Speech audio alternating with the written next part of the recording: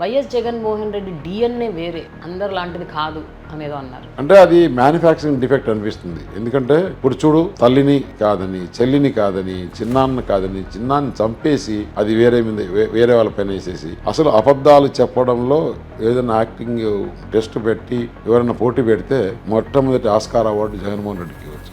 నేను పేదవాడిని అంటాడు, నాకు ఛానల్ లేదంటాడు, నాకు బిజినెస్ లేదంటాడు.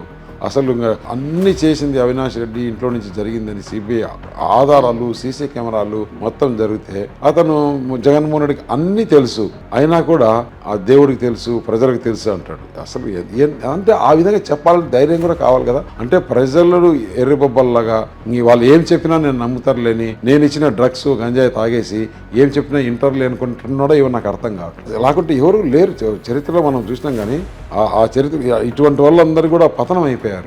ఆ టైం వచ్చింది. ఇప్పుడు 13వ తారీఖు టైం వచ్చేసింది.